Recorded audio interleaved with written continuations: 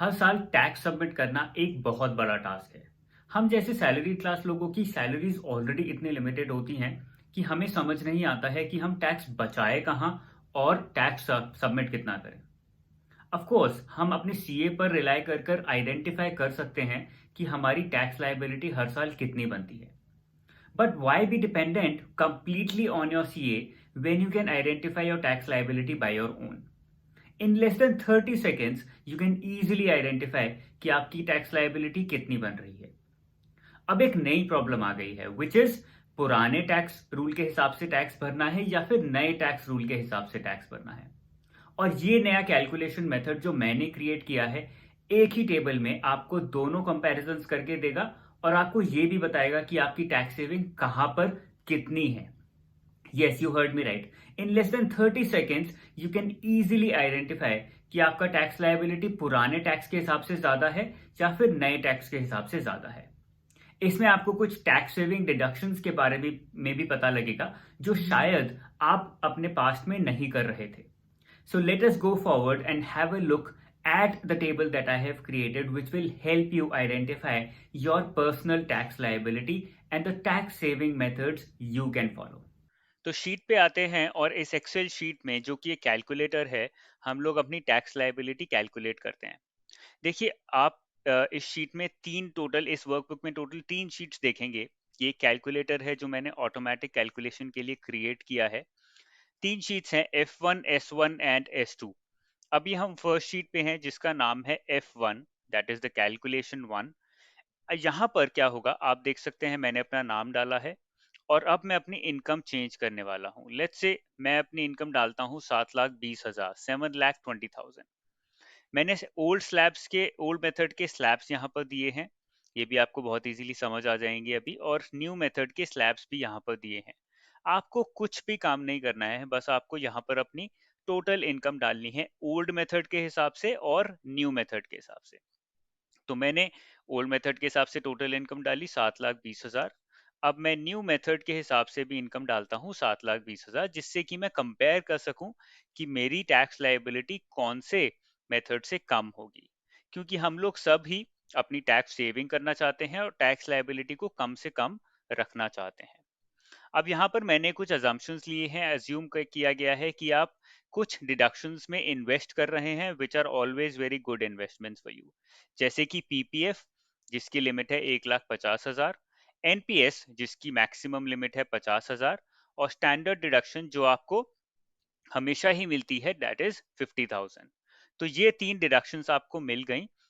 और इसके बाद अगर आपको अपनी टैक्स लायबिलिटी देखनी है तो आप सेकंड शीट पे आएंगे जिसका नाम है S1, which is your final tax liability calculator. देखिए, यहाँ पर आपकी टोटल इनकम ऑटोमेटिकली चेंज हो गई 7,20,000 से, और यहाँ पर total income as per new regime also become 7,20,000। अब यहाँ पर टोटल टैक्सेबल इनकम आप देखेंगे, क्योंकि मेरी टैक्सेबल इनकम आफ्टर डिडक्शंस 4,70,000 है जो कि 5 लाख से कम है। तो मेरी टैक्सेबल इनकम जीरो हो जाती है। वहीं अगर मैं नए टैक्स रिजीम की बात करूं तो मेरी टैक्सेबल इनकम 35,880 है, जो कि काफी ज्यादा है। तो अगर मैं ओल्ड रिजीम के हिसाब से टैक्स लायबिलिटी अपनी भरूंगा या इनकम टैक्स रिटर्न फाइल करूंगा तो मुझे कोई भी टैक्स देने की जरूरत नहीं है। अब आप सोच रहे होंगे कि ये कैलकुलेशन किस तरह से हुई। अगर आप थर्ड शीट में जाएंगे जिसका नाम है S2, तो आप देख पाएंगे यहाँ पर कि कैलकुलेशन पूरी आपके सामने है, तो कुछ भी गलत होने के चांसेस नहीं है। ऑल्दो हमें दिख रहा है कि टैक्स लायबिलिटी 11,000 बन रही है ओल्ड मेथड के हिसाब से, बट गवर्नमेंट का रूल है कि अगर 5 लाख से कम आपकी टैक्सेबल इनकम है तो आपको कोई भी टैक्स नहीं देना है, आपकी टैक्स लायबिलिटी जीरो हो जाती है। बट ये न्यू मेथड में नहीं है, इसलिए आपकी टैक्स लायबिलिटी 5% के हिसाब से 12,500 बनती है। और क्योंकि आपकी टोटल टैक्सेबल इनकम 7,20,000 है न्यू रिजीम के हिसाब से, तो आपकी टैक्स लायबिलिटी 22,000 यहाँ पर भी बनती है। इस तरह से हमने कैलकुलेट किया टोटल टैक्स लायबिलिटी 34,500, जिसके ऊपर आपने सेस लगा दिया 4%। तो हम देख सकते हैं कि हमें बस एक जगह पर अपनी टोटल इनकम को कैलकुलेट करके यहाँ डालना है और हमारी पूरी टैक्स लायबिलिटी ऑटोमेटिकली कैलकुलेट हो गई। अब इसको इंक्रीज करते हैं, 12 लाख कर देते हैं, and let's see what happens. तो मैंने ओल्ड मेथड में 12 लाख किया, और न्यू मेथड के हिसाब से भी मेरी इनकम को 12 लाख कर दिया। सॉरी, दिस इज, हाँ, 12 लाख ओल्ड मेथड के हिसाब से और न्यू मेथड के हिसाब से। अब देखते हैं मेरी टैक्स लायबिलिटी कितनी है। मैं S1 शीट पे आया, जो कि हमारी सेकंड शीट है जिसमें सारी टैक्स लायबिलिटीज क्रिएट हो जाती हैं। देखिए मेरी टोटल इनकम थी 12 lakh, total income new regime में भी 12 लाख। मेरी टोटल टैक्स लायबिलिटी बन रही है 1,06,600 रुपए as per the old method. At the same time अगर मैं न्यू मेथड से फाइल करता अपना टैक्स तो मेरी टैक्स लायबिलिटी बनती 1,19,600 रुपए। तो ओल्ड मेथड से फाइल करने पर मुझे 13,000 का फायदा है। ये टैक्स लायबिलिटी कैलकुलेटर आपको बहुत इजीली बता देगा कि आपको ओल्ड मेथड के हिसाब से फाइल करना है टैक्स या फिर न्यू मेथड के हिसाब से। अब हम इंक्रीज करते हैं अपनी इनकम को 15 लाख से। तो हमने अपनी एनुअल इनकम कर दी 15 लाख। अब आप देखेंगे ट्रांसफॉर्मेशन, जब आपने अपनी एनुअल इनकम या फिर एनुअल सैलरी को 15 लाख किया तो आपकी टैक्सेबल इनकम ओल्ड और न्यू मेथड में बराबर है। तो आपको कोई भी डिफरेंस नहीं क्रिएट हो रहा है। अब यहाँ पर मैंने खाली डिडक्शंस लिए हैं जो कि तीन हैं, 1.5 लाख का पीपीएफ, 50,000 का एनपीएस और 50,000 का स्टैंडर्ड डिडक्शन। बहुत सारे लोग हैं जो 15 लाख या 15 लाख से ऊपर की इनकम रखते हैं, वो कुछ एग्जेम्पशंस भी क्लेम करते हैं सरकार से। फॉर एग्जाम्पल सेक्शन 80G, जिसमें कि donations. I am very sure आप सभी ने कुछ ना कुछ पीएम केयर्स फंड में डोनेट किया होगा। वहां पे जो भी आपने डोनेट किया है वो सेक्शन 80G में आपको एग्जेम्प्ट हो जाता है। अगर आपने 10,000 रुपए डोनेट किए तो 10,000 आपकी टोटल इनकम में से कट जाएगा।